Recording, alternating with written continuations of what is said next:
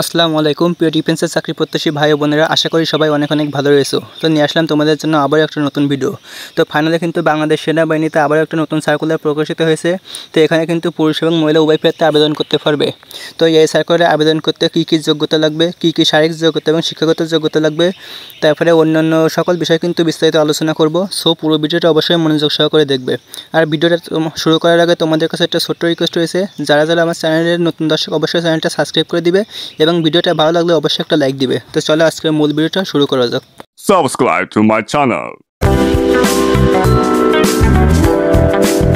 তো প্রথমে আমরা শারীরিক যোগ্যতা নিয়ে আলোচনা করব। তো প্রথমে রয়েছে বয়স কিন্তু জানুয়ারির 1 তারিখে আপনার বয়স অবশ্যই 28 বছরের ভিতরে হতে হবে। তারপরে শারীরিক যোগ্যতা উচ্চতা লাগবে পুরুষ প্রার্থীর ক্ষেত্রে 5 ফুট 4 ইঞ্চি, মহিলা প্রার্থীদের ক্ষেত্রে লাগবে 5 ফুট 1 ইঞ্চি।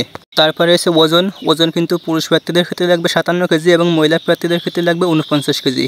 তারপরে বুকের মাপ স্বাভাবিক অবস্থায় লাগবে পুরুষ প্রার্থীদের ক্ষেত্রে 30 ইঞ্চি এবং পরিশোধিত অবস্থায় লাগবে 32 ইঞ্চি। মহিলা প্রার্থীদের ক্ষেত্রে স্বাভাবিক অবস্থায় লাগবে 28 ইঞ্চি এবং পরিশোধিত অবস্থায় লাগবে 30 ইঞ্চি।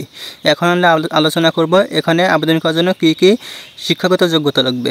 তো এখানে শিক্ষাগত যোগ্যতা ন্যূনতম MBBS ডিগ্রি সরকার কর্তৃক স্বীকৃত মেডিকেল কলেজ, ইন্টার্নশিপ সম্পন্নকারী, উচ্চ মাধ্যমিক, জাতীয় মাধ্যম, HSC-তে GPA 5.00, ইংরেজি মাধ্যম, লেভেলের 2টি বিষয়ের মধ্যে ন্যূনতম একটিতে A গ্রেড এবং একটিতে B গ্রেড থাকতে হবে।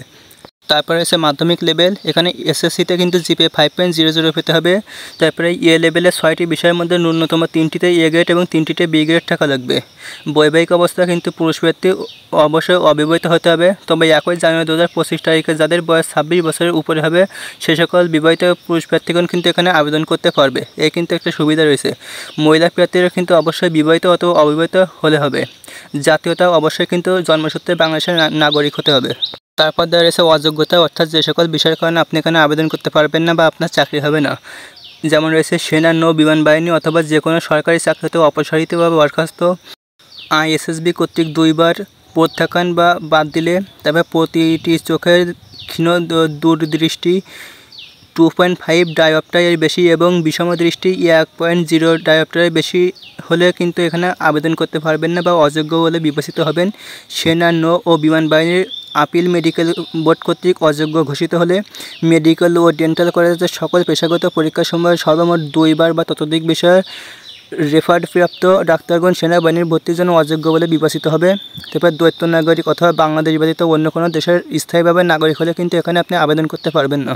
তো তোমরা যারা এখানে আবেদন করতে আগ্রহী অবশ্যই কিন্তু এখানে আবেদন করতে পারবে।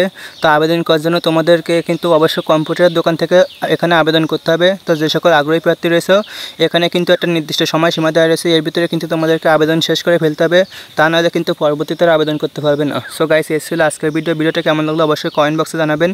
যদি ভিডিওটা ভালো লাগে অবশ্যই একটা লাইক দিবেন, আর যারা চ্যানেল নতুন দর্শক অবশ্যই চ্যানেলটা সাবস্ক্রাইব করে দিবেন। দেখা হবে পরবর্তী একটা নতুন ভিডিওতে। আসসালামু আলাইকুম। Subscribe to my channel.